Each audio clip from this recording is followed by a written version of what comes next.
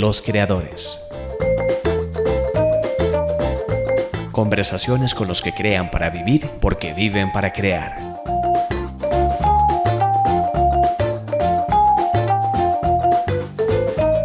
Un podcast producido por Arquetipo, Arte y Comunicación.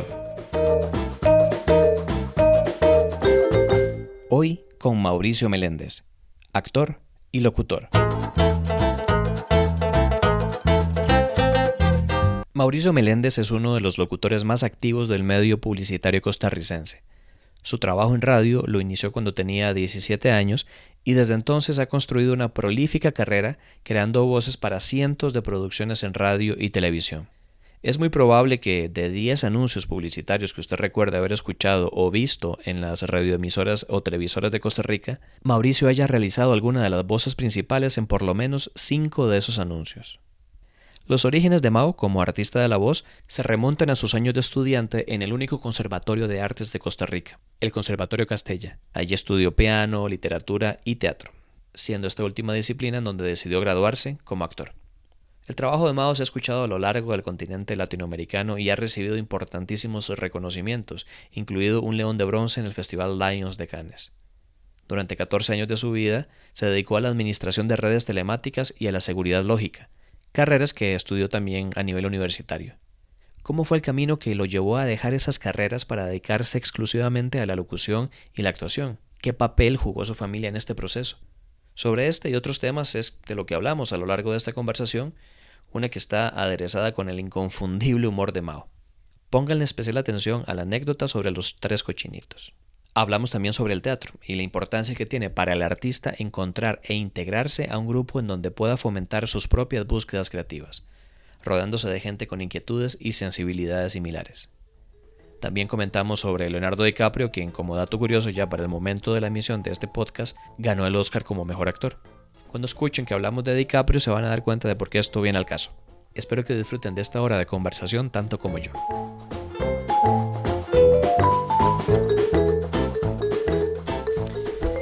Bueno, Mau, muchísimas gracias por estar conmigo en esta grabación del primer podcast que sacamos. Es el primero. Qué bueno. Está muy bueno que a pesar de los años siempre haya oportunidad de primeras veces de algo. Te agradezco, Pablo. Muchas gracias. Muy bien. Tenés esa ventaja. Para una persona que no te conoce, ¿cómo dirías o describirías quién es Mauricio Meléndez? Tanto personal como profesionalmente. ¿Quién es Mau? Bueno, yo diría que como persona y como profesional o en esto que me dedico, no hay mucha diferencia entre uno y otro porque realmente este tipo de trabajo que uno realiza pretende o debería estar muy ligado precisamente con la parte más elemental humana de cada uno de nosotros, los que nos consideramos de alguna manera artistas o que nos dedicamos un poco al arte. Soy muy curioso, yo diría que soy una persona sumamente curiosa, estoy siempre permanentemente mirando, leyendo, escuchando. Cuando no estoy hablando, estoy realmente prestando toda mi atención a las cosas y me gusta mucho tratar de buscar siempre amistades y generar alianzas a largo plazo. Creo profundamente en el ser humano, más allá de que la sociedad nos impulsa y nos empuja a pensar en sentido contrario. No le pierdo la fe a la humanidad y a la gente y me reúno y visito y trabajo y vivo con personas que me refuerzan que no estoy tan equivocado y que siempre vivir mejor es posible. Y cuando digo vivir mejor no me refiero a un asunto meramente económico, ni de estatus social, ni nada de eso, sino ser feliz, tratar de ser feliz y hacer felices a las personas.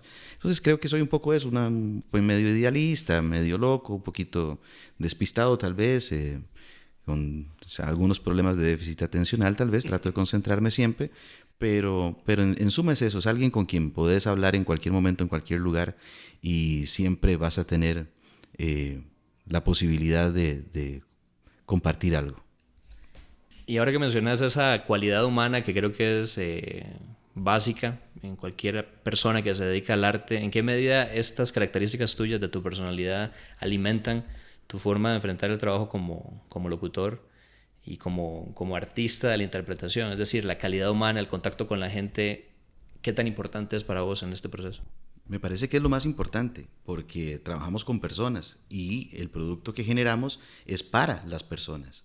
Cualquier producto audiovisual, sea radio, sea televisión, cualquiera que este sea teatro, cualquiera, está hecho por y para las personas. Entonces, el poder generar un ambiente de distensión, un ambiente creativo divertido, relajado, donde la presión que uno pueda sentir o generar a través de un proceso esté siempre en función de mejorar lo que uno pretende hacer, eso al final la gente creo que lo agradece, no solamente los que estamos involucrados dentro del proceso, sino que queda plasmado en este producto final. Y si hablamos de la voz humana y de la voz hablada, este aparatito que tenemos aquí enfrente que se llama micrófono, yo me he dado cuenta a partir de los años que es el mejor detector de mentiras que existe. Al micrófono no se le puede mentir,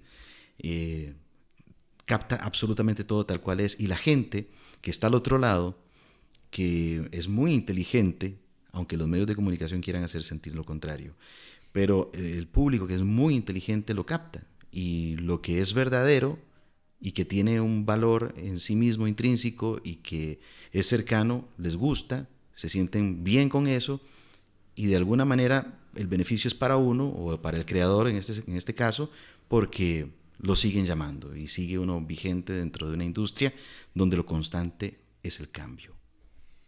Precisamente en esta primera parte me gustaría hablar un poco de eso, de tu historia personal. Empezar por conocer a la persona que hay detrás del artista, que generalmente la persona ve ya entregando un producto final o como la voz de un producto terminado en tu caso.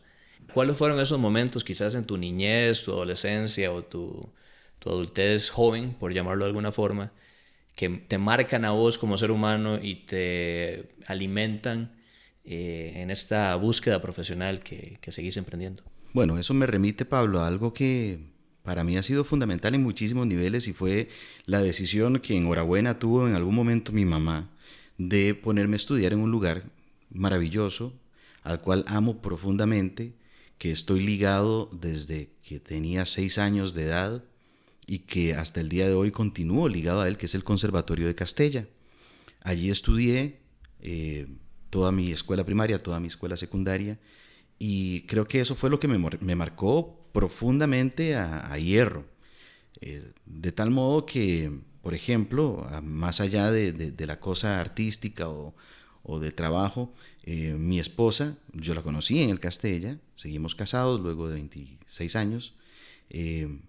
Mis 2 hijas mayores son ya exalumnas del Castella y mi hija menor este año 2016 ingresa a 6º grado. O sea, todavía me quedan unos añitos involucrados, y en el Castella, bueno, evidentemente primero fui alumno, después fui profesor, padre de familia evidentemente, incluso he estado en la junta administrativa de la institución, y permanentemente es un lugar que me ha dado tantísimo, tanto, que siento que no voy a poder nunca devolverle ni siquiera una 10ª parte de todo lo que yo recibí de ese lugar, que realmente fue maravilloso y que marcó mi vida en todos los niveles. Para poner un poco en contexto a la gente que no tiene mucho conocimiento de lo que es el conservatorio, ¿podrías darnos una referencia para que la gente imagine el impacto que esta institución tiene? Porque realmente es el único conservatorio de artes que tiene Costa Rica. Y hablando precisamente de esta formación del artista o de los creadores, de la creatividad como una fuente de trabajo, como una fuente de visión de mundo y de perspectiva, ¿qué significa el Conservatorio de Castella para Costa Rica, para nuestra sociedad y para gente que está ligada como vos a la institución, o gente que incluso ni siquiera ya está en el país, ¿verdad? Que ha buscado otros rumbos, pero que ahí inició su camino profesional? Fíjate que el himno del cole es bastante descriptivo por sí mismo, es bien interesante, porque la letra es precisamente, o fue una propuesta grupal de los alumnos de aquella época, precisamente cuando se fundó la institución, por el maestro Arnoldo Herrera González, en paz descanse, y que dice así brevemente la estrofa: vivir, luchar, el arte nos convida, vamos juntos a triunfar alegres en la vida, vivir, luchar en alas del ensueño, nuestras almas volarán en luz de eternidad con fe y amor. Eso resume bastante qué es el Castella. Es una escuela primaria y colegio públicos, donde durante 11 largos años, que podrían ser más y yo creo que nadie se quejaría si fueran 15 o 20, yo creo que todavía podría ser alumno yo ahí, me sentiría muy feliz. De hecho he sido muy feliz en ese lugar. El Castella, durante las mañanas, es una jornada larga, se arranca a las 7:30 de la mañana, se termina a las 4:30. Durante las mañanas hasta mediodía se reciben las clases académicas normales de cualquier institución, español, estudios sociales, inglés, matemáticas, biología, etcétera, etcétera, etcétera. Pero por las tardes la cosa cambia un poco y se reciben clases artísticas. Por el modelo de enseñanza, que tiene una libertad muy grande para que los alumnos puedan elegir y descubrir su mayor interés artístico, desde primer grado de escuela hasta 9º año de colegio, es obligatorio que todos los alumnos llevemos clases artísticas de los 4 grandes niveles o de las grandes 4 áreas del arte, a saber, teatro, música, artes plásticas y danza ballet. Todos los estudiantes. Todos, absolutamente, todos los estudiantes. Para cuando uno llega a 9º año, toma una decisión, que es la primera gran decisión, y es decir, bueno, yo quiero graduarme en X materia. Y tenés que llevar o en el final del 9º año, tenés que presentar un examen de grado ante público y jurado, donde validas que querés graduarte en eso, y si finalmente es aceptado, entonces durante 4º y 5º año ya dejas de llevar materias de todas las otras áreas del arte, y sino que te concentras específicamente en cursos especializados durante 2 años en el área o en la materia que decidiste graduarte. Hay gente que se ha graduado en más de una, por ejemplo. Recuerdo compañeros míos que se graduaron, por ejemplo, en cosas como teatro y artes plásticas al mismo tiempo. Bueno, para no ir más lejos, mi hija Raquel el año pasado se graduó en literatura y en teatro. Yo cuando entré a estudiar al Castella quería ser pianista y estudié piano 7 años y terminé graduándome en teatro, ¿verdad? Y ha habido muchísimos casos, pero es eso, es como quizás para la gente que está más acostumbrada al concepto de colegio técnico vocacional, es como un modelo de colegio técnico vocacional, pero enfocado a las artes, es como por ahí. Y realmente para mí, pues un modelo ejemplar, y que coloca a las artes en un lugar de particular atención y de particular punto de interés y de estudio. Es decir, darle a las artes el lugar que merece, darle a las artes la especialización que merece, darle el tiempo que merece dentro de un sistema educativo, porque finalmente muchas veces se asume que las artes son periféricas, y eso es una cosa que en el modelo educativo tradicional siempre se ha visto así.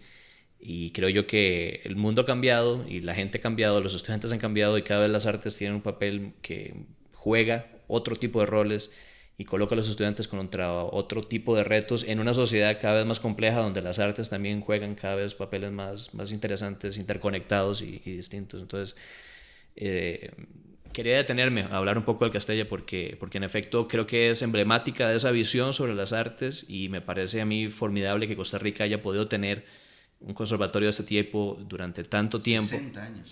60 años de estar formando gente con una visión artística que quizás, y no sé si me estoy equivocado, no sé cuántos de ellos finalmente se dedican a las artes de forma profesional, pero creo que eso marca mucho la vida profesional de mucha gente que quizás está en otros campos del saber, ¿verdad? O en otras profesiones que no necesariamente son artísticas, pero que ven la vida desde una perspectiva que el Castella les infundó, ¿verdad? Sí, esa parte es bien interesante, Pablo, porque fíjate que si bien es cierto, el Conservatorio de Castella es una fábrica de artistas, está pensada para eso, no necesariamente los exalumnos se dedican en un porcentaje ni siquiera representativo a las artes una vez que terminan sus estudios allí.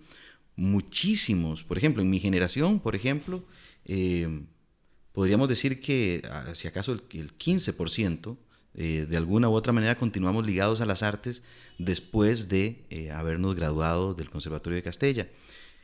Pero todos mis compañeros exalumnos de la institución, cogeneracionales, Todos y cada uno de ellos son profesionales destacados en otras diferentes áreas del conocimiento, son gente sensible, y es que hasta científicamente está comprobado que el hecho de desarrollar habilidades artísticas genera en la persona el estímulo de otras áreas del cerebro, que solo a través de la estimulación que el arte provee es posible acceder a ellas.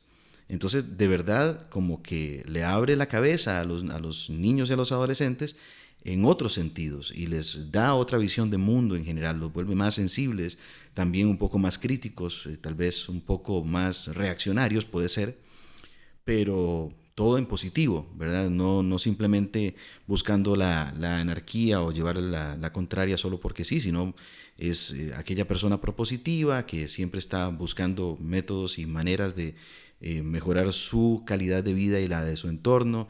El arte necesariamente genera el trabajo en equipo, es imposible hacer arte solo, absolutamente solo, aunque seas un escultor y que estés solo con la piedra, o sea, ocupas de la piedra, ocupas de, ¿verdad? O sea, hay toda una, y ni hablar de las artes colaborativas, ¿verdad? Como el teatro, la música, y donde hay agrupaciones, etcétera. Entonces sí, el Castella fue un hito, y ha sido un hito, y sigue generando al día de hoy grandes artistas, y ni hablar de la lista de gente que se dedicó posteriormente al arte y que hoy por hoy son referentes a nivel internacional y que son nuestro trapito de dominguear, ¿verdad? En cuanto a las artes, y que todos tienen ahí esa semilla en común que fue el paso por el Castella. Muy bien, y bueno, uno no puede hablar de una institución sin hablar, una institución educativa en este caso, sin hablar de sus maestros, y quizás un poco para ligarlo con la otra pregunta que tengo es esa: ¿qué maestro de tus años en el Castella o incluso posteriormente te impactó? ¿Qué te enseñó con respecto a vos mismo, con respecto al mundo, con respecto a las artes, que vos llevas, digamos, siempre presente en tu bagaje personal y que de alguna forma todavía recordás? ¿Quién sería ese maestro? Tal vez puede ser una persona que quizás no fue un maestro formal también, ¿verdad? Dentro de una clase tradicional, pero ¿a quién llamarías vos maestro? Pensándolo así, es interesante, la tengo muy en la memoria siempre, y hace pocos meses falleció quien fue mi maestra de primaria durante los 6 años, la profesora Marielos Zumbado Varela, la niña Marielos. Ella era la profesora de la mañana, la profesora académica. Y sin embargo, el aporte que ella hizo para conmigo y para con mis compañeros fue fundamental, porque nos enseñó, y creo que fue lo más importante que nos enseñó, fue a tener un punto de vista equilibrado, a decir, ok, las matemáticas no son más importantes ni menos importantes que el piano, o las artes plásticas y los pinceles y las acuarelas y que este tipo de cosas no son menos importantes que los estudios sociales, pero tampoco son más importantes. Es buscar ese equilibrio, ¿verdad? Ella, creo que más allá de todo lo que nos enseñó, que fue muchísimo, y fue una reflexión a la que llegamos varios. Fue muy interesante porque, imagínate, Pablo, nosotros nos graduamos ya hace 30 años, bueno, 29 años, fue que nos graduamos del Castella. Si le restas los 5 años de secundaria, estamos hablando de 35 años. Y no te imaginas la cantidad de excompañeros que, sin saberlo, o sea, sin ponernos de acuerdo entre nosotros, llegamos al funeral o al velorio de ella, ¿verdad? O sea, tanto nos marcó que pasaron los años, ¿verdad? Que fue una cosa muy movilizadora. Y estando allí juntos, hablando acerca de ella, por supuesto, llegábamos a conclusiones como esa, ¿verdad? Ella nos enseñó ese equilibrio. Cuando yo entré al cole, cuando yo entré a primer grado, tenía 6 años de edad. ¿Cómo le enseñas eso a un mocoso, ¿verdad? A un carajillo medio inquieto, medio loquillo? Y ese fue uno de los grandes aportes. La otra gran persona, obviamente, fue el director y fundador del Castella, don Arnoldo Herrera. Mis profesores, todos, realmente tengo tanto que agradecerles. En el Castella pasaba una cosa, y todavía pasa, una cosa bien interesante, y es que muchos exalumnos quedan dando clases después en la institución, o son convocados. Sobre todo en mi época se daba mucho, con don Arnoldo hacía que muchos de los exalumnos, entonces era gente de tu confianza, gente que habías visto como vos en clases, en los pasillos, jugando mejenga, en los recreos, etcétera. Entonces generas un nivel de confianza y un nivel de afinidad y una cuestión tan cercana de amistad Y ellos entonces asumen la enseñanza de lo que están pretendiendo brindarle a uno también con ese mismo nivel de compromisos. Nos convertíamos como en sus hermanos menores de alguna manera. Entonces recibíamos ese tipo de cariño y ese tipo de regaño también, y verdad, o sea, pero era muy diferente, era una cosa bien, bien interesante. Entonces tengo tantos nombres de mis profesores,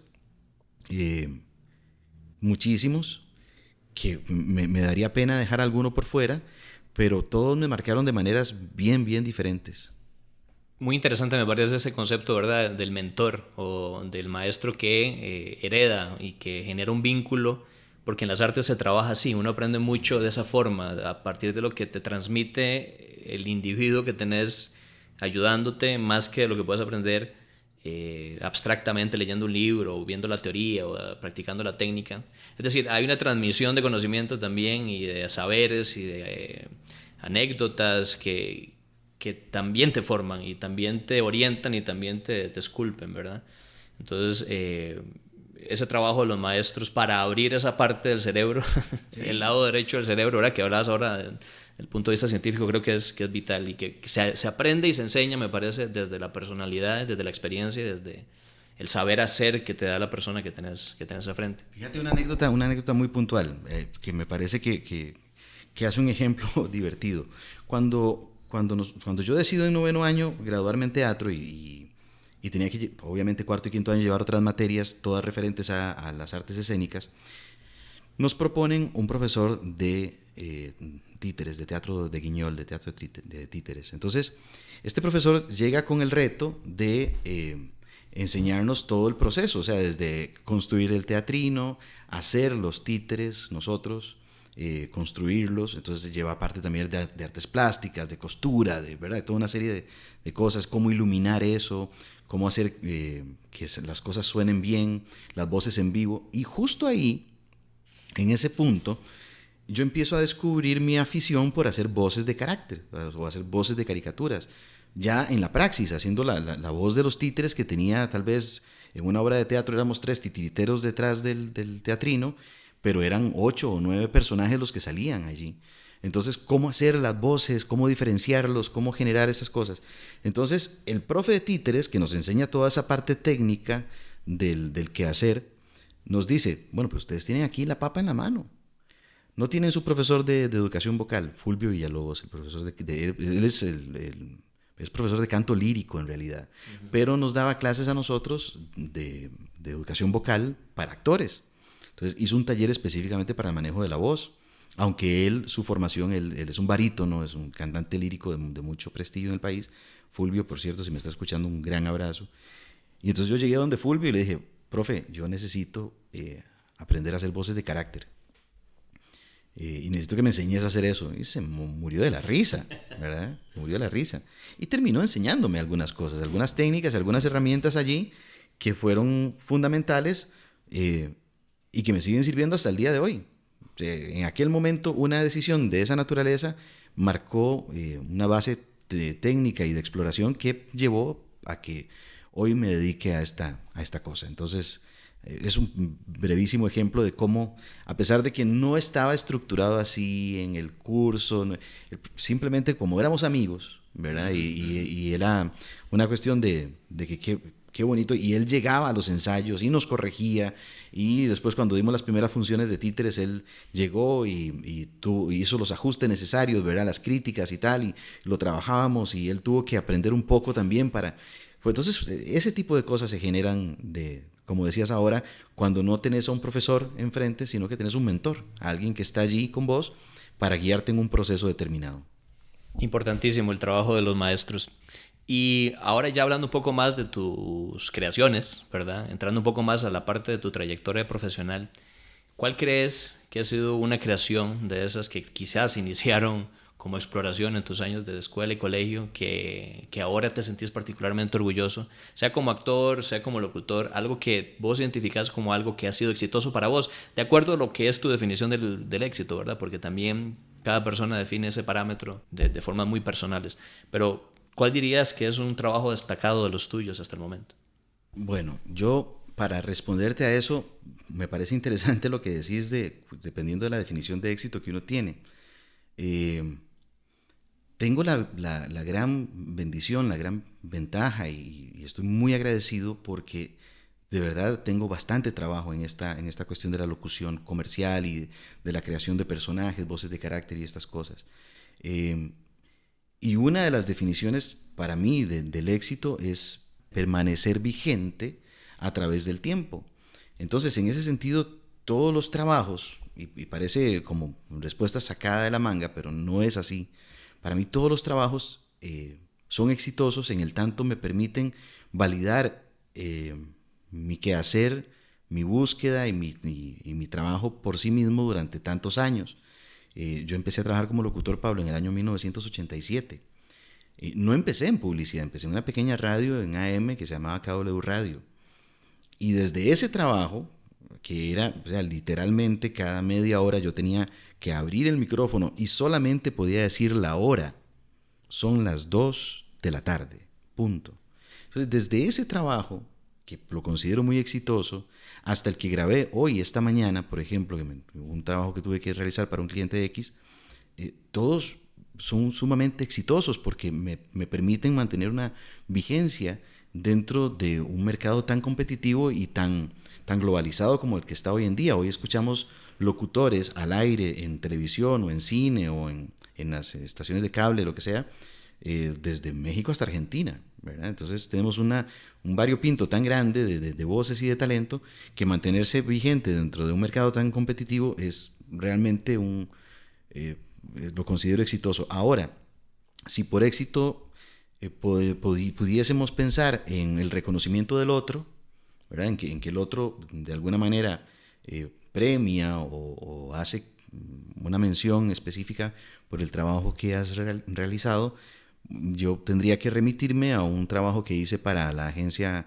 J. Walter Thompson, que fue para Gelatinas Royal, un trabajo que ganó un premio en el Festival de Cannes en Francia, un león de bronce ganó, una serie de comerciales en los que eran muchos personajes que había que realizar y los de la agencia tuvieron la confianza en mí para que yo hiciera las voces de todos los personajes.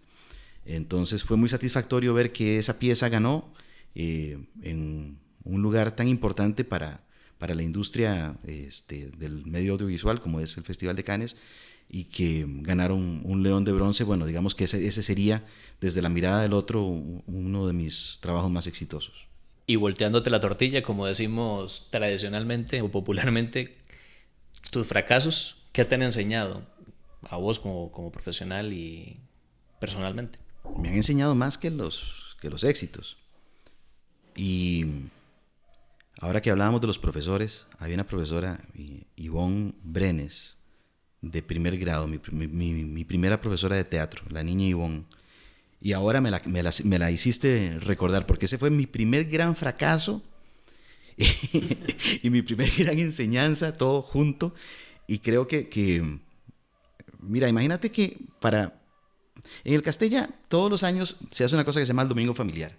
El Domingo Familiar es que reúnen a todos los tatas de los carajillos del nivel, en este caso primer grado, y los llevan al Teatro Castella, ahí en Sabana Norte, y presentan sus producciones artísticas de toda índole. Entonces, como éramos chiquitos de primer grado de escuela, en aquel momento el MEP permitía que ya un niño de de 6 años estuviera en primer grado de escuela, montamos una obra de teatro, Los Tres Cochinitos.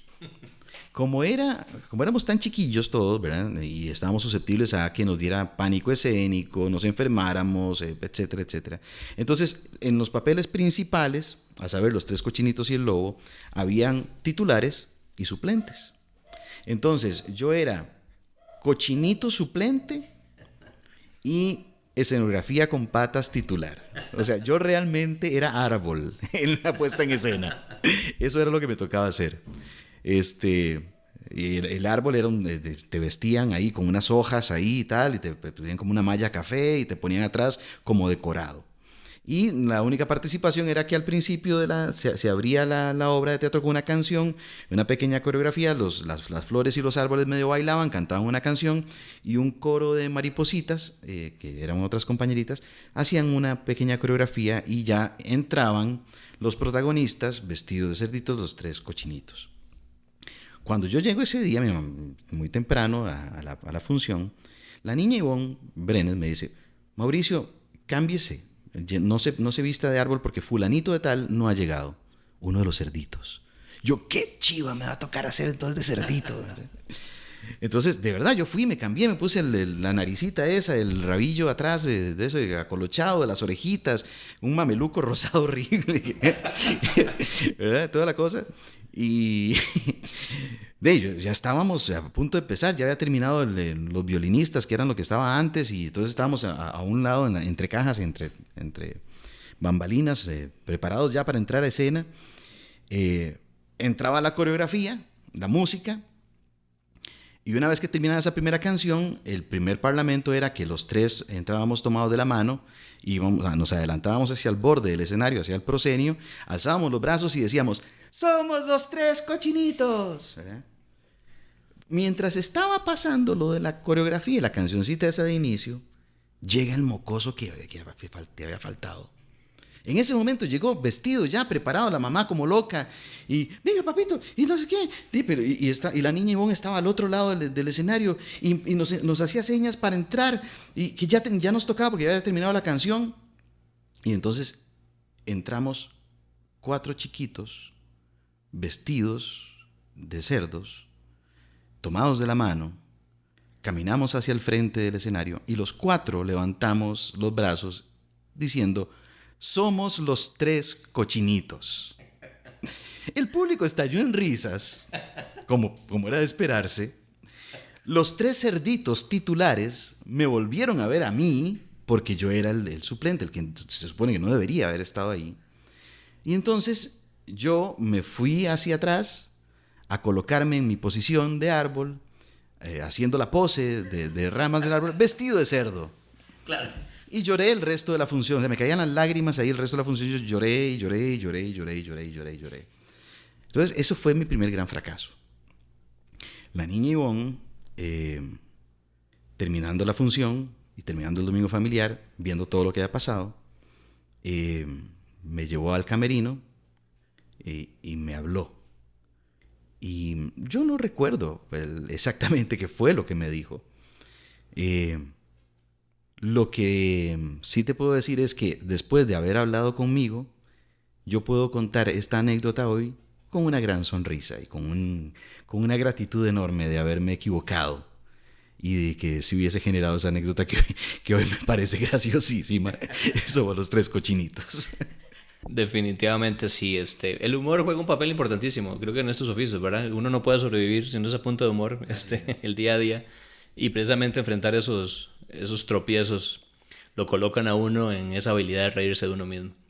Ahora, tratando de hacer como un salto hacia adelante en el tiempo, hablemos ahora del Mauricio, que tiene otra carrera, que se dedica a la informática durante 14 años, porque tenés también formación en esas áreas, y quizás eso es algo que la gente no termina de conocer de vos, que tenés, digamos, toda esta formación en el área científico-técnica.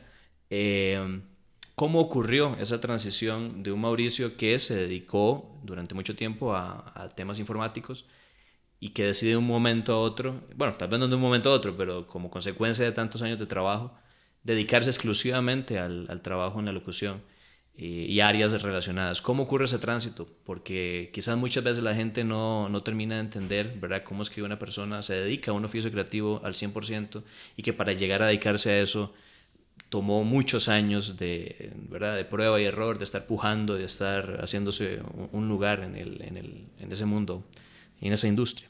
Sí, creo que es parte de una necesidad de sentir seguridad por lo que uno estudió y que eso le puede generar a usted la suficiente o el ingreso suficiente como para formar una familia. Todo se dio como simultáneamente. Llegó un punto donde yo decido casarme. Decidimos casarnos, mi esposa y yo. Yo lo obligué un poquito, por eso es que lo dije así. Eso fue el segundo plano psicológico aflorando. Ella no quería casarse conmigo en realidad. No. Eso es para otro episodio. No, pasa un poco eso, ¿verdad? Yo estaba muy feliz haciendo teatro, trabajando en emisoras de radio, dando clases. En ese momento yo estaba pasaba lo siguiente, yo trabajaba en una emisora de radio en las mañanas y daba clases de teatro en el Castella en las tardes.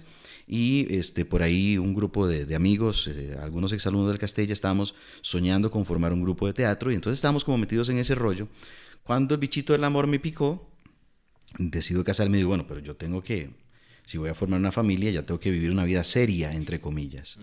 Y tengo que dedicarme a algo serio, entre comillas. Algo socialmente aceptado, ¿verdad? Que mi suegra no me vuelva a ver con ojos cuadrados y dice, ¿usted cómo va a mantener a mi hija, verdad? Entonces, bueno, estudié en el Tecnológico de Costa Rica, empecé estudiando administración de empresas, 3 años, estudié eso, me di cuenta que lo detestaba, duré mucho en darme cuenta, tal vez porque estaba demasiado entretenido haciendo otras cosas. Y a mí la informática siempre me llamó la atención, me gustó. Estudié propiamente no análisis y programación. Las áreas de especialización mía fueron primero administración de redes telemáticas, todo lo que tiene que ver con comunicación de computadoras entre sí y todos los protocolos de comunicación entre las redes de datos. Cosa que cambió mucho con la acelerada que tuvo la internet y las redes abiertas y otras cosas. Y algo que vino en consecuencia de ello, que fue la seguridad lógica. Cuando las redes se hicieron abiertas y públicas y todos los protocolos de comunicación ya no eran propietarios de cada una de las firmas de hardware, sino que eran protocolos universales, a saber el TCP/IP, eso obligó a que la seguridad de la información fuera cada vez más especializada. Entonces, esa era mi gestión. 14 años trabajé en eso, en la Compañía Nacional de Fuerza y Luz, administrando las redes telemáticas y dándole seguridad lógica a los sistemas.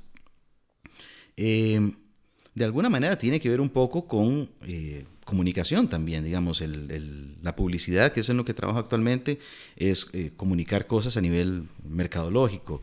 El teatro, que es comunicación también, es comunicación entre personas a nivel lúdico, artístico.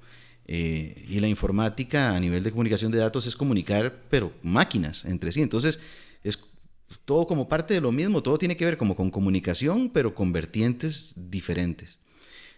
Y aunque me iba bastante bien y yo tenía, bueno, los que conocemos todo este tema del sector público, ya yo tenía mi plaza en propiedad desde hace muchísimos años, con un sueldo de profesional, con todas las garantías sociales, que todo eso, ¿verdad?, involucra y todo.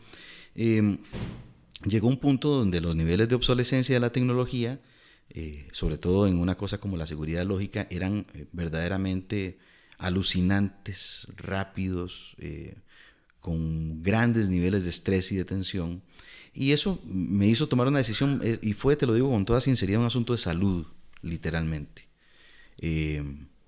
A mí siempre me ha gustado trabajar y siempre me ha gustado todo lo que hago, y todo lo que decidí emprender en algún momento fue porque me gustó, además de porque eventualmente fue una necesidad, ¿verdad?, o lo que fuese, pero más allá de eso me gustó y por eso lo hice, a diferencia de la administración de empresas, que rápidamente me di cuenta que no, o tal vez no tan rápidamente, pero me di cuenta que no me gustaba y lo dejé de lado.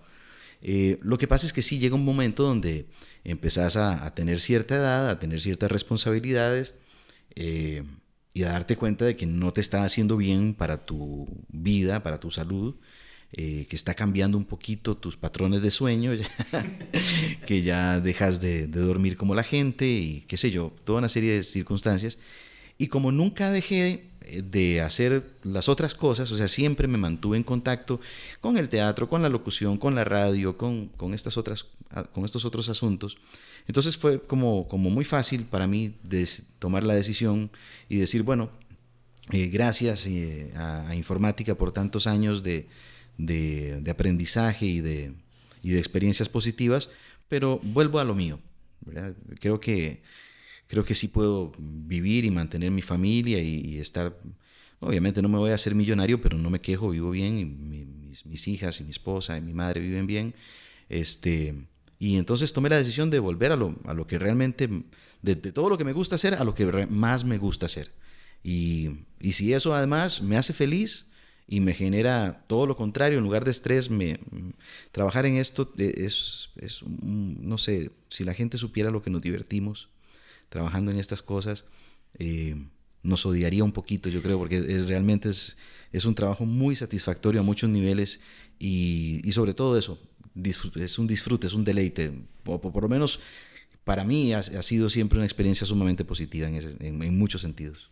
De lo que decís, una de las cosas que más me interesaría rescatar es esta idea de cómo desmontar ese estereotipo o esa falsa noción de que uno no se puede dedicar a un oficio de esta índole y vivir de ello, porque eso es una de las primeras grandes temores que, ¿verdad?, mucha gente tiene en nuestra sociedad con respecto a dedicarse profesionalmente a esto. Y creo que hay una clave detrás de todo lo que estás diciendo, que es esa relación de realmente dedicarse a lo que a uno le apasiona, y que si uno se hace bueno en lo que a uno le gusta y eso que le genera toda una energía positiva y retroalimenta el mismo proceso, te genera trabajo, te genera oportunidades y digo, es un camino también largo que toma su tiempo, pero hay luz al final del camino para la gente que se dedica a las artes. Sí, por supuesto, por supuesto.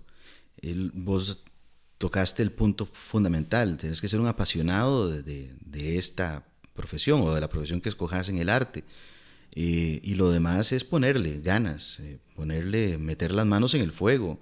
Hay una frase que usaba don Arnoldo Herrera, el director, fundador del Conservatorio de Castella, que es una frase que a mí me mueve hasta el día de hoy y son 3 palabras. Dice, y él lo explicaba así, la frase es creer, crear, crecer. Esas 3 palabritas, creer, crear, crecer. Y el viejo te lo explicaba así, creer no como un acto de fe ciega, sino una fe sustentada en tu talento, en tu capacidad, en tu esfuerzo. Cuando vos crees en vos mismo y en tu potencial, entonces podés crear y pasas la siguiente palabrita. Entonces, aquello que creas en colaboración con otras personas que están en la misma frecuencia que vos y que te aportan, te retroalimentan, te van a permitir entonces crecer, que es la siguiente palabrita. Y eso se convierte como en un mantra, como en un ciclo, ¿verdad?, que se sigue generando como un efectito de bola de nieve. Y entonces vos podés empezar tal vez creyendo en vos mismo con una capacidad limitada, con un talento tal vez incipiente o formándose, tal vez no muy convencido de tu impronta sobre ciertos asuntos, pero cuando empezás a crear y te juntás con otras personas y entonces empezás a nutrirte de todas esas energías y de conocimientos y eso te permite crecer, entonces de nuevo viene el tema de la bola de nieve y se vuelve sustentable a través del tiempo. Entonces es una bola de nieve que te permite venir tal vez no de bajada, así como ¿verdad?, como ese efecto de que ahora es muy fácil y todo, entonces no, pero tampoco te convierte en Sísifo, ¿verdad?, de estar empujando la gran piedra hacia la cima de la montaña en ese esfuerzo inútil, sino que te permite creer en vos mismo, crear permanentemente, hacer. La práctica hace el maestro, por supuesto, eso es una verdad absoluta, y rodearte de gente que esté en esa misma frecuencia con vos, y que tengan las mismas ganas y que le pongan el mismo sentido de compromiso y de disciplina, y seguir creciendo. Entonces eso hace que todo lo demás viene de alguna manera como por añadidura. La gente percibe eso, las agencias de publicidad o los productores o los creativos o los clientes o el público perciben esa energía, eso que se está gestando dentro de vos, que queda plasmado a través, por ejemplo, de un micrófono, como te decía antes, que es el mejor detector de mentiras que existe, y entonces hace que la gente siga creyendo en tu trabajo, siga dándote posibilidades de crecer y de crear. Creer, crear y crecer. Es un mantra, definitivamente. Y bueno, se lo debemos a Arnoldo, al gran maestro. Ahora, hablando un poco de estos procesos, ¿cómo es tu proceso creativo? Tal vez ya entrando un poco en la parte más específica de tu trabajo como locutor, ¿qué hábitos o rutinas seguís vos para entrar en un estado creativo, para colocarte frente a un micrófono y darle vida a personajes? ¿Cómo es el proceso creativo y qué hábitos o qué pasos seguís para colocarte en ese estado? Bueno, Para ser totalmente honesto y sincero, Pablo, ese proceso no se da cuando ya uno está frente al micrófono. Te lo podría ejemplificar de la siguiente manera. Uno lo que hace es generar una cajita de herramientas. Y esa caja de herramientas tienen que estar clasificadas, funcionando, y tenés que ser más o menos diestro en la utilización de esas herramientas. De tal manera que cuando ya vos llegás a la cabina de grabación, para poner un ejemplo típico de una locución comercial o de una grabación de algo, cuando enfrentás el texto, vos decís, ok, voy a usar este cincel, esta lija de agua, este desatornillador de punta fina, y voy a terminar de darle forma a mazazo limpio con este mazo de 40 libras que, ¿verdad? Entonces es como tomar las decisiones en el momento basado en los recursos que ya has venido desarrollando. Entonces es el trabajo de generar esa caja de herramientas es lo que se vuelve verdaderamente difícil o laborioso, porque son muchas las herramientas que uno podría llegar a utilizar en determinado momento. Y a veces hay proyectos o personajes que se plantean de momento y que a lo mejor no tenías una herramienta específica para poder enfrentarlo, pero ahí te convertís o te sentís un poquito como MacGyver, aquí un personaje de la televisión de ficción de los años 80 que solucionaba todo con cosas ahí medio sacadas de la manga. Y uno se siente un poquito eso, porque entonces tomas algunos elementos que ya intuís que te pueden servir y verdaderamente terminan funcionando, ¿verdad? Es como pretender hacer una fogata y no tenés fósforos. Bueno, hay que buscar cómo lo hago. Yo he visto gente que lo hace con un par de piedras y hacer chispas, ¿verdad? O he visto que frotando palitos se logra. Es un poco eso, ¿verdad? El proceso propiamente, llegando a la cabina de grabación, ya ahí lo que tenés que tener muy claro es que tenés que llegar a resolver algo y tenés que llegar a producir algo específico en concreto y tenés poco tiempo para hacerlo además.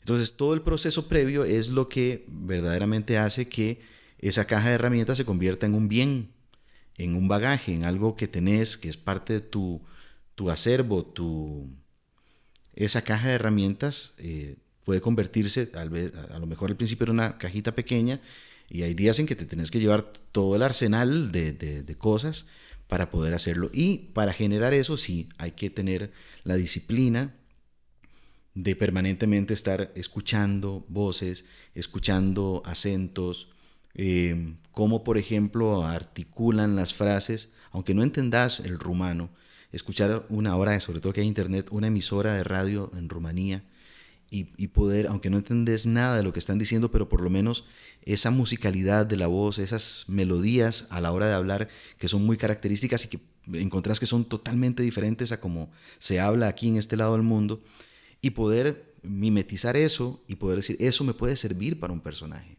O texturas de la voz, o la manera en cómo la respiración te puede generar el estado de ánimo para ciertos personajes o ciertas...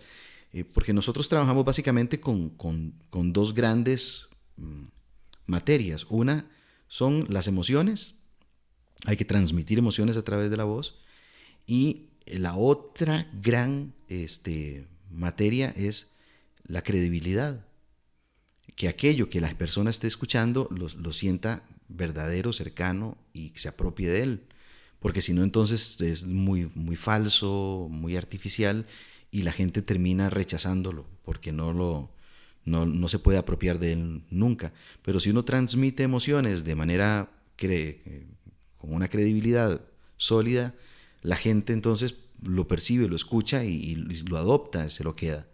Y eso es lo que uno al final busca. Entonces sí, hay que tener como una metodología de todos los días, de verdad, y es algo que yo hago todos los días, estar escuchando permanentemente, tratando de copiar acentos, tratando de copiar modos de hablar, leyendo en voz alta todo el tiempo. Me grabo de vez en cuando para escucharme luego y criticar si si estoy pronunciando bien, si estoy teniendo buena dicción, si estoy teniendo un buen manejo de la voz, en el sentido del ritmo, el tempo, el uso del aire, ¿Y etcétera. cómo haces para hacer esas grabaciones o esas pruebas? ¿Te encerras en un baño, en el cuarto? ¿Buscas un lugar personal? ¿Te grabas en el teléfono? ¿Cómo No, haces? tengo mi pequeño estudio en casa, ¿verdad? De hecho, muchos de mis trabajos no tengo que desplazarme, la mayor parte del tiempo no me tengo que desplazar para grabar, grabo en mi casa, entonces eh, tengo ahí como el laboratorio, ¿verdad? Ese taller donde genero esas herramientas y esos materiales, ahí lo tengo y créame que hago un muy buen uso. Hace poco descubrí ahora que hay aplicaciones para todo. Hay una aplicación que se llama Acapela y me ha parecido sumamente divertida para eso, para practicar, hacer voces, interactuar, generar personajes. La gente esa aplicación la usa básicamente para cantar, pero yo encontré que podía servirme para generar una especie de, y hago un paréntesis, la concentración de la atención es fundamental en esto. eh, y yo soy muy disperso. Entonces, esto me genera varios niveles porque tengo que estar muy concentrado en la ejecución de cada una de las partes que componen el todo, que es un video final, donde son varios cuadritos, donde hay diferentes personajes que interactúan y hablan entre sí. Me ayuda a generar esos personajes y a darle voces específicas a cada uno de ellos. Entonces encontré en una aplicación gratuita que bajé para el teléfono una herramienta que me permite entrenar y jugar al mismo tiempo, porque también, como te digo, termino muerto de risa de las estupideces que terminan por ahí grabándose. A veces en el mundo de la locución y en el mundo de los actores se hace una distinción entre un locutor y un actor. ¿Vos crees que existe una diferencia entre lo que es ser un actor y un locutor? O por el contrario, más bien un locutor tiene que ser actor en su formación o en su bagaje antes de dedicarse a la locución comercial para televisión, cine o radio. No, creo que son categorías diferentes, ¿verdad? Puede ser un locutor nato, perdón, un locutor no nato, o sea, que no ha nacido. O un locutor que solo se dedique a ser locutor, es lo que realmente quiero decir. O puede ser un actor locutor, dependiendo de las necesidades de lo que querrás hacer. Eh, un locutor no necesariamente tiene que ser cantante, es muy bueno si fuese cantante, pero no tiene que serlo para ser buen locutor. Un buen locutor es deseable que fuese actor también, pero no es necesario que sea actor para que sea un buen locutor, ¿verdad? Dependiendo de qué necesitas o cuál es el objetivo del trabajo que estás desempeñando. En mi caso particular, me definí al inicio de esta entrevista hace ya un buen rato como una persona muy curiosa.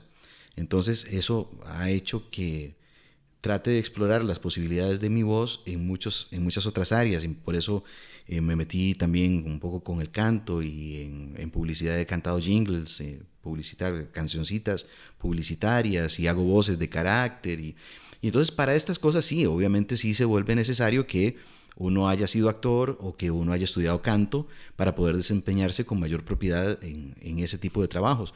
Pero el locutor no nato, digamos, o el que se dedica solamente a ser locutor, lo que necesita es tener una adecuada formación para que pueda ejercer su trabajo de una muy buena manera, aprender las técnicas adecuadas. Y también otro de los mitos o estereotipos, no sé cómo llamarlo, pero se suele decir que hay cierto tipo de voces que son las mejores para dedicarse a la locución. ¿Eso es cierto desde tu perspectiva? ¿O realmente cualquier persona con esa formación y entrenamiento que estás diciendo puede entrenar, valga la redundancia, su voz para dedicarse a estos oficios? Puede ser, puede ser que en algún momento haya voces que son como más eh, melodiosas o tienen un registro, por ejemplo, en el caso de los varones, un registro más grave, una voz más profunda, y entonces dices, ah, mira, tiene voz de locutor. Y son modas, de alguna manera. Los locutores no estamos exentos a las modas que puedan imponer en algún momento los mercados. Hubo, por ejemplo, aquí en Costa Rica un momento donde todos querían que el locutor sonara como el locutor de HBO, Olé, de la cadena de televisión por cable. Hubo una época donde más bien querían que sonara sumamente aguda la voz, como muy retail promocional, esas voces agudas, y se ponen de moda de alguna manera. Entonces, bajo esa premisa habrá momentos donde si el locutor no puede llegar a ese registro de voz o no puede desempeñar ese estilo de locución, pues probablemente va a tener menos trabajo que aquel que ya por naturaleza lo tiene, lo posee, un registro vocal, como puede ser como en canto, ¿verdad? Que están los tenores, los bajos y los barítonos, etc. Si lo tiene y está de moda, va a tener mucho trabajo probablemente, y si no lo tiene, pero puede usar sus condiciones vocales para hacer algo sumamente parecido a eso, pues también. Pero no, en realidad no es que exista una voz apta para ser locutor, o una voz, comillas, bonita, o una voz, comillas, fea. No, es simplemente la voz humana tiene tantas capacidades de expresar cosas que no, yo diría que cualquier voz puede servir para esto. Esto te lo pregunto porque quizás haya gente escuchándonos que siempre ha tenido un interés o ha tenido curiosidad por el mundo de la locución y el doblaje, ¿verdad? Que también es una subcategoría, por llamarlo de alguna forma, de la locución. Y quizás pensando en esas personas, ¿cuál crees vos que es la razón número uno? Porque las personas interesadas en el mundo de la locución fallan o dejan de intentarlo o desisten o ni siquiera hacen por dónde comenzar a explorar este oficio. Pienso que tiene que ver mucho con el tema de las oportunidades, ¿verdad? Evidentemente el entorno te limita muchas veces, las necesidades, el día a día, ¿verdad? Eso condiciona la toma de decisiones y el poder dedicarle tiempo a X o Y cosa. Y tenés que tomar decisiones en la vida en ese sentido. Pero más allá de las circunstancias personales, creo que tiene que ver con un asunto de pasión y de amor. Una cosa es que estés enamorado o que te guste mucho algo, y otra cosa es que estés verdaderamente enamorado de aquello y sientas una pasión profunda por esto, lo cual hace que todos esos obstáculos vayan siendo derribados uno tras otro. Y es eso, ¿verdad? Yo creo que tiene que ver con esa pasión, ese amor. Y hay casos en muchas áreas, sobre todo de las artes, donde eventualmente a fulano de tal, su primer profesor le dijo que no servía, que mejor se dedicara a otra cosa, y terminó, ¿verdad? Finalmente siendo un excelente intérprete o ejecutante o artista de esa rama, donde al principio se le había negado. O casos que al final se convierten hasta en asuntos de memes, por ejemplo, de un tipo como un actor muy conocido como Leonardo DiCaprio, que nunca ha ganado un Oscar, ¿verdad? Pero sigue siendo Leonardo DiCaprio, ganando millones de dólares, viviendo tremendamente feliz haciendo lo que hace, pero se le ha negado ese reconocimiento, digamos, de la academia, ese gran premio que para muchos es más que merecido, por ejemplo, por trabajos que ha hecho. Y son como esos dos extremos, ¿verdad? Yo creo que una persona verdaderamente apasionada no le importa si el primer profesor le dice que no sirve para eso, y tampoco le importa si no se llega a ganar un premio de la academia, ¿verdad? Porque está siendo feliz haciendo lo que hace, porque está verdaderamente enamorado de eso. Entonces yo creo que las personas que por ahí no han logrado permanecer o desisten y no digamos de la locución, de cualquier tipo de arte, es quizás porque fue un amor fugaz, un amor de verano ahí como, ¿verdad? Tranquilito, un hit and run, sí, un tumultuoso ahí, y no le fue muy bien y decidieron seguir su vida por otros caminos. Pero si una persona está enamorada del arte, finalmente va a terminar teniendo éxito en lo que hace. Y para los que se están dedicando a esto, los que ya realmente viven de este oficio, parcialmente o totalmente, ¿cuáles son, en tu opinión, los obstáculos más comunes que puede encontrar un actor o un locutor? Y más allá de eso, ¿cómo superar tal vez alguno de esos obstáculos comunes? Y ahí tendría que volver a tocar el tema del mantra aquel. Creo que fallamos mucho en el creer. Hay un tema de autoestima que o lo tenemos muy, muy, muy bajo, y eso no nos permite descubrir y potencializar nuestras habilidades, o hace que se infle un ego tan grande que los demás lo perciben como eso y se convierte esa persona como en un apestado, como en alguien con la que no quieres relacionarte porque tal vez tiene un ego desmedidamente grande y que lo que genera a su alrededor son puros anticuerpos. Entonces, creer en uno mismo. Y don Arnoldo lo decía muy bien, es creer en uno, pero basado no en una fe ciega o en lo que yo quisiera hacer, sino en lo que realmente soy y lo que puedo desarrollar hoy. Que será mejor mañana, si me esfuerzo, que podré desempeñarme de una manera más eficiente en el futuro inmediato, por supuesto, pero hay que tomar medidas para que eso suceda. No cae del cielo, la musa no baja a menos de que uno la agarre a pedradas. Hay que agarrar a la musa a pedradas para que la musa baje. Entonces, de alguna manera es eso. Yo creo que el principal obstáculo o la principal muralla que hay que saltar es uno mismo. Uno mismo es su principal obstáculo, su lastre más pesado, y ese es el que a punta de trabajo hay que ubicarlo, ¿verdad? Pero hay que creer en uno, sin duda alguna, y validarlo todos los días con el trabajo que se hace. Y cuando me refiero al trabajo que se hace, no es que te contraten para hacer un trabajo X, no.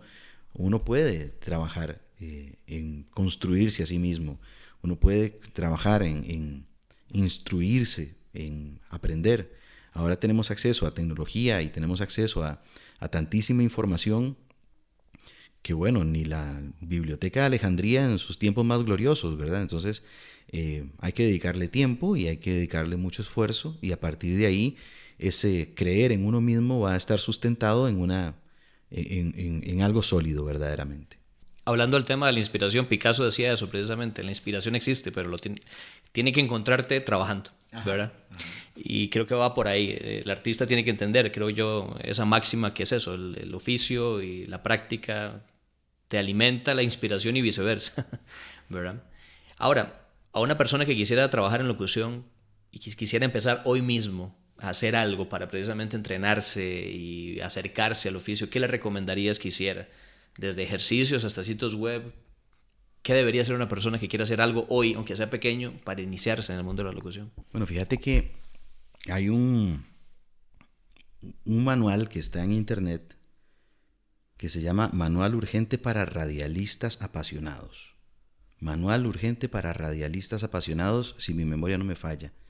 El sitio se llama radialistas.net y allí hay varios libros en PDF de derechos libres, puedes descargarlos, son totalmente gratuitos, y allí vas a encontrar toda una serie de elementos técnicos, desde los más básicos, desde la respiración, la dicción, la entonación de la voz, el manejo integral del aparato fonador, cómo funciona y para qué sirve, y está muy bien explicado.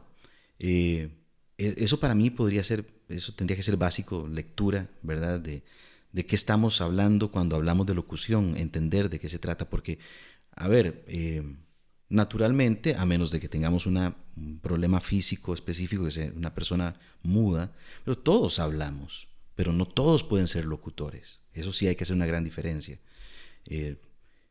Entonces hay que entender muy bien cuáles son los procesos que están involucrados en una buena ejecución de la locución y cómo poder hablar delante de un micrófono. Entonces esas lecturas son importantísimas, esos manuales. Yo recomiendo particularmente ese Manual Urgente para Radialistas Apasionados.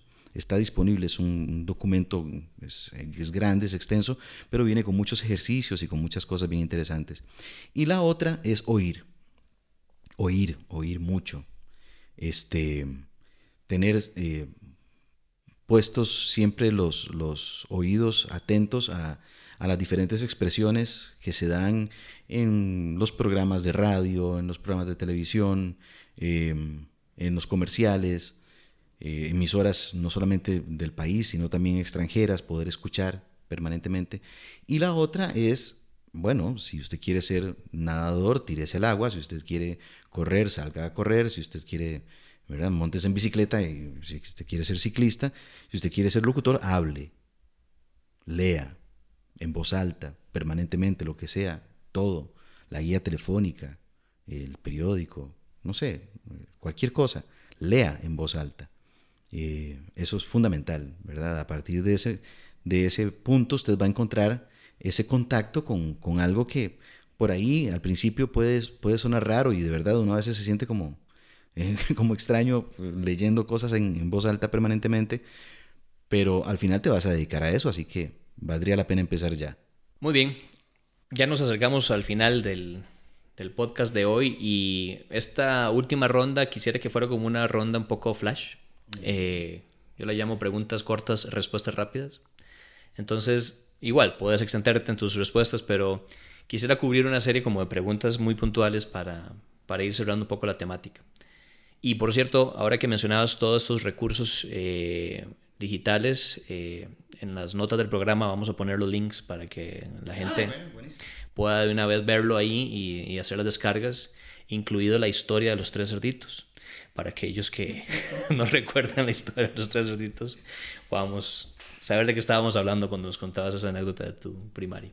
Pero bueno, iniciamos la ronda, a ver cómo nos va. Dale, a ver. ¿A qué otro colega locutor o actor admiras, sea nacional o internacional? Bueno, Mel Blanc, sin duda alguna, en paz descanse, que fue el que dio las voces a todos los personajes de las series de la Warner Brothers. Para mí ese es como el referente, un tipo extraordinario. El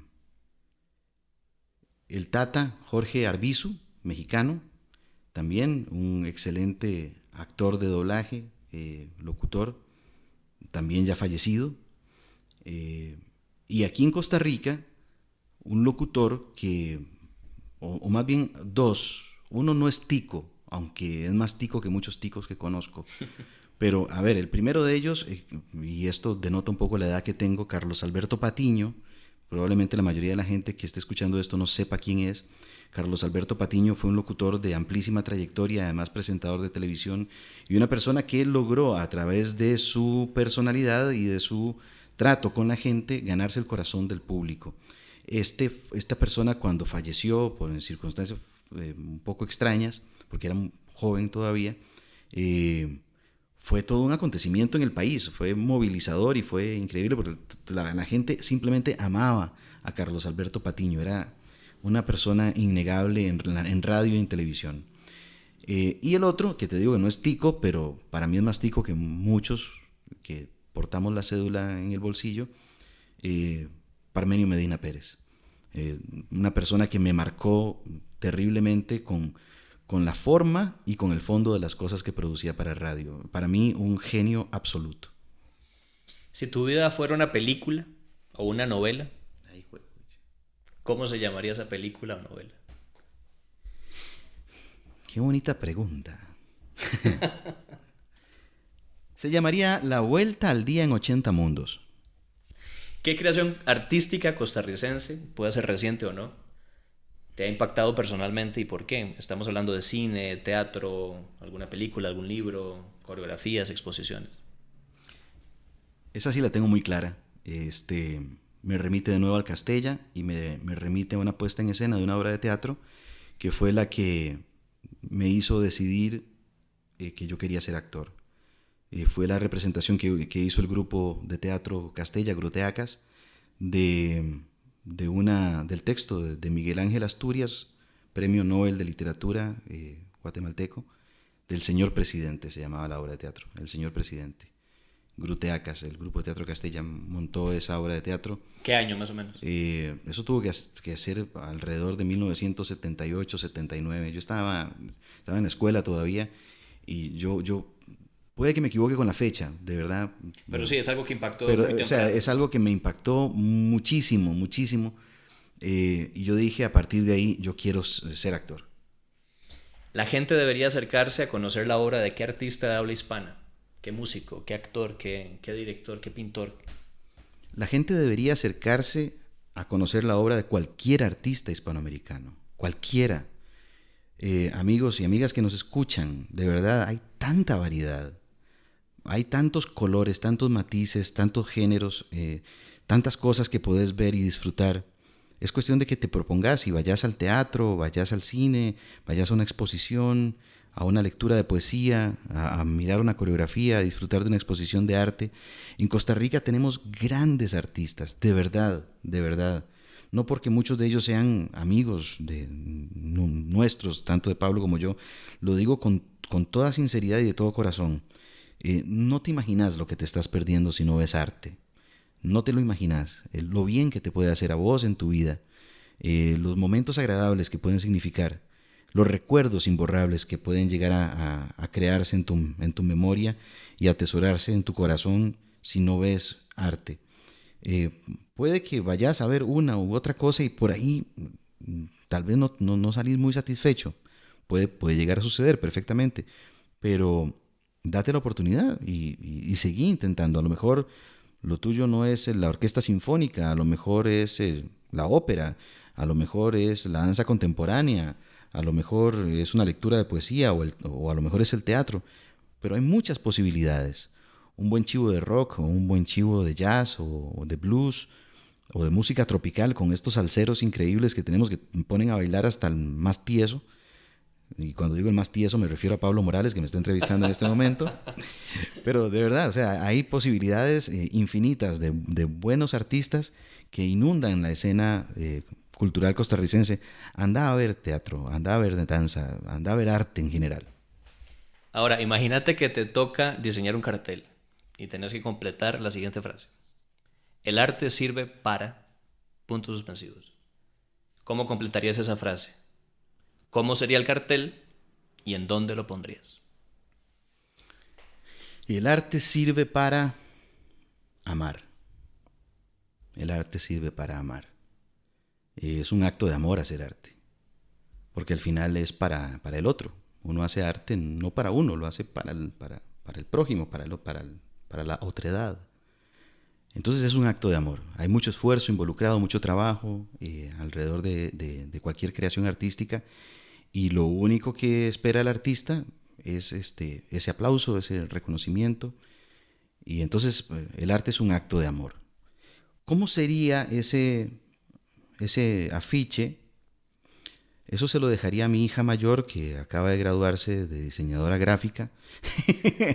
aprovechando que está ella ahí, ella podría diseñarlo maravillosamente. Yo no. Yo estudié en el Castella y tuve que llevar cursos de artes plásticas y todo, pero se los juro, no logro hacer una línea recta ni con regla. Si hay algo para lo que no soy para nada dado, o sea, yo pasé mis cursos con mucho esfuerzo de artes plásticas. Soy absolutamente pésimo. Ahí sí es cierto que sigo siendo un niño dibujando, porque me salen cositas así como demasiado básicas. El humito del tren me sale quemado, digamos. El brinco del conejo, el conejo es cojo. O sea, hay cosas fatal. Entonces el diseño se lo dejo a mi hija. Y lo llevaría en una camiseta estampado. La llevaría puesta esa camiseta. Es una camiseta que vale la pena llevar puesta. El arte sirve para amar. Muy bien, Mao. Y ya para despedirnos y cerrar, ¿qué último consejo le darías a alguien que esté interesado en el mundo de la actuación, en el mundo de la locución, el doblaje? Hay una búsqueda que uno tiene que hacer y es la sinergia con alguien, con un grupo, con personas que estén en esto. Hay una frase de un artista que a mí me encanta, que es un músico que se llama Luis Alberto Spinetta, que él decía que es inútil que pretendas brillar con tu historia personal. Y yo creo firmemente en eso. Creo que podemos verdaderamente aprender, trascender y ser felices si nos logramos reunir con la gente adecuada para hacer lo que nos gusta hacer. Compartir esas experiencias es maravilloso. Une realmente y te potencia, te genera. Es parte de ese mantra que les decíamos hace un rato de creer, crear y crecer. Si se hace en conjunto es mejor y se vuelve algo verdaderamente valioso para uno. Entonces, si te gusta escribir, búscate un taller literario. Si te gusta actuar, búscate un grupito de teatro. Si te gusta bailar, búscate una academia de baile, un grupito de danzas folclóricas o qué sé yo. Busca. Hay gente allí afuera que está también deseando que te unas a ellos y que seas un miembro más de una colectividad de gente apasionada, y date esa oportunidad, porque solo, de verdad, es inútil pretender brillar con la historia personal. Es mucho más fácil y es mucho más divertido y mucho más entretenido y se llega mucho más lejos si te reunís con la gente adecuada. Ya, y luego, si entras a un lugar y no te gustó el grupo, puedes buscar otro, está bien, ¿verdad? Siempre hay opciones y no todas las búsquedas son fáciles en la primera vuelta, pero sí, busca un grupo de apoyo, digamos, por decirlo de esa manera. No hagas terapia de grupo solo, no sirve para nada. Muchísimas gracias, Mauricio, de verdad. ¿Dónde te puede contactar la gente? Twitter, Facebook, ¿dónde puede ver tu trabajo?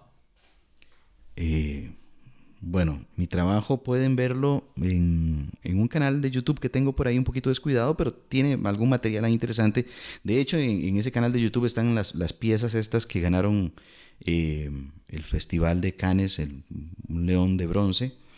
El canal de YouTube es www.youtube.com/Maumelmo, Maumelmo. Ahí van a encontrar algunas cosas. Y aunque no sea muy fácil de reconocer, en la mayoría de los canales nacionales y en las emisoras de radio nacionales, ahí podrán escuchar trabajos publicitarios que están siempre al aire, gracias a Dios. Yo siempre he bromeado diciendo que vos sos la voz de Dios, porque no hay radio que no ponga, no hay televisora que no pongan, que no te escuche. Te conozco y reconozco tu voz, ¿verdad? A veces no la he reconocido, lo cual es un gran mérito para vos, evidentemente. Pero sí, Mauricio está muy vigente y pueden escuchar su trabajo. Evidentemente, vamos a poner todos los links a lo que hemos conversado en el podcast y estos recursos que hemos mencionado, también los contactos para que contacten a Mauricio. Y pues nada, muchísimas gracias por tu tiempo, por esta apertura que tuviste a contarnos de tu vida y de tu trabajo. Y ojalá no sea la última vez. Muchísimas gracias, Pablo, y te agradezco doble porque me invitaste en principio y en segundo lugar por ser el que inaugura esta ronda de podcast. Muchísimas gracias de verdad por eso. Con Pablo nos une una amistad de hace muchos años, fue precisamente a través de un grupo de teatro donde empezamos a conocernos y a fomentar esta amistad de larga data, y te deseo mucho éxito en este proceso. Me parece que es muy bonito poder tener una memoria viva de lo que sucede, de lo que pasa, cosas que a lo mejor la mayoría de la gente no logra conectar o entender que está sucediendo, y que ojalá de alguna manera todo esto que conversamos hoy los mueva, si no a ser creadores de arte, sí a ser público de arte. De verdad, vayan a ver arte, la van a pasar muy bien, de verdad que sí. Muchas gracias a ustedes por escucharnos y hasta la próxima.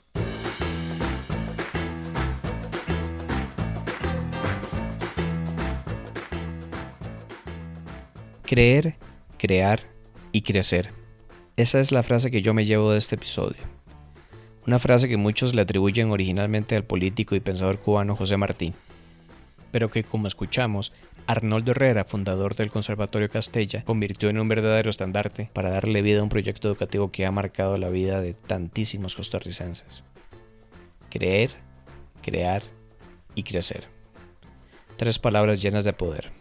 ¿Cuál frase o idea o reflexión se llevan ustedes de esta conversación? ¿Alguna nueva visión que les haya aportado mi conversación con Mao? ¿Algo que quizás no conocían y les sorprendió? ¿Quisieran saber algo más de él?